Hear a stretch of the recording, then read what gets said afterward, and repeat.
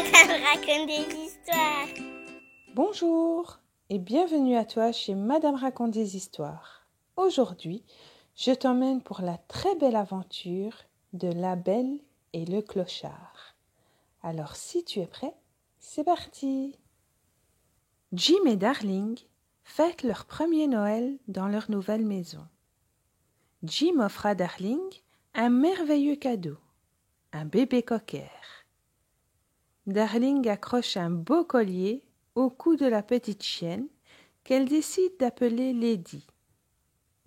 Les mois passent et Lady est la chienne la plus heureuse du monde. Jim et Darling l'aiment tendrement et jouent avec elle chaque jour. Mais bientôt, Jim et Darling jouent de moins en moins avec Lady. Ils passent leur temps à parler de quelqu'un appelé bébé. Qui est ce bébé? Se demande Lady. Elle se sent abandonnée. Un après-midi, un chien inconnu pointe son museau au fond du jardin. Il a une bien étrange allure. Il ne semble pas peigné et ne porte pas de collier. Lady est stupéfaite. Que vient faire cet inconnu ici? Le nouveau venu s'appelle Clochard, et quand il lui demande son nom, Lady lui tourne le dos sans lui répondre.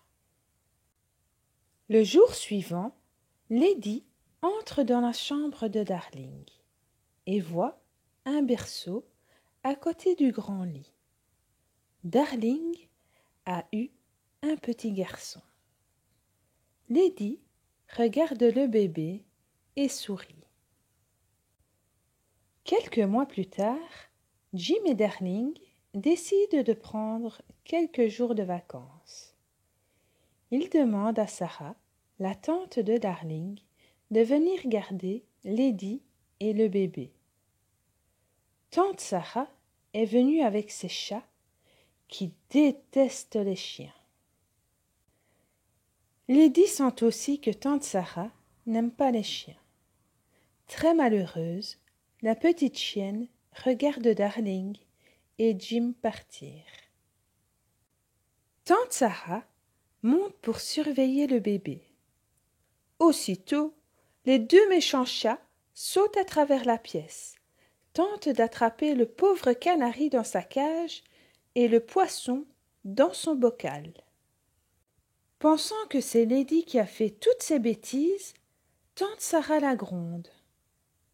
La petite chienne décide de s'enfuir. « J'en ai assez de tante Sarah et de ses chats, » se dit-elle.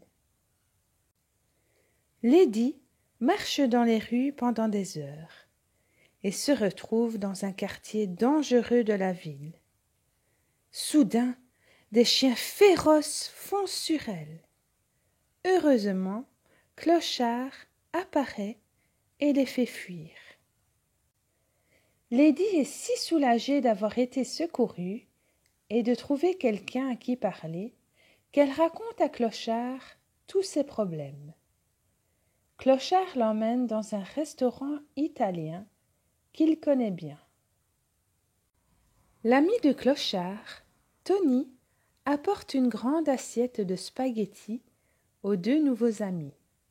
Puis, il les charme en jouant des chansons italiennes avec son bandoneon. « Oh, c'est magnifique !»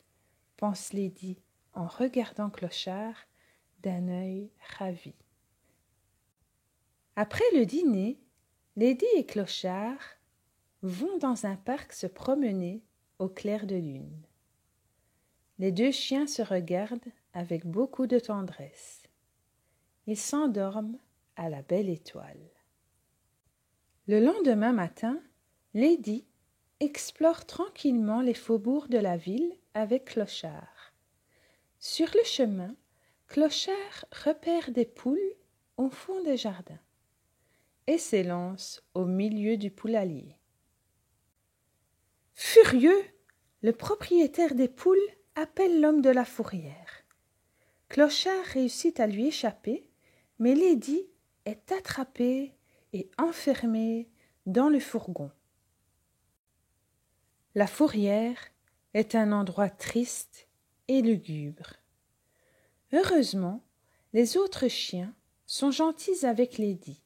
« Tu n'as rien à craindre, » lui dit l'un d'eux. « Ton nom et ton adresse sont inscrits sur ta médaille. Tes maîtres vont venir te chercher. » Ils ont raison. Tôt le matin, l'un des gardiens reconduit Lady chez elle. Mais tante Sarah est encore en colère contre Lady et l'attache dans une niche dehors. Cette nuit-là, Lady remarque une ombre qui se faufile vers la maison. C'est un énorme rat. Il se glisse dans la chambre du bébé. Lady aboie et essaie de se libérer. Par chance, Clochard n'est pas loin et réussit à entrer dans la maison par la porte de la cuisine. Lady, qui a brisé sa chaîne, le suit jusqu'à la chambre du bébé.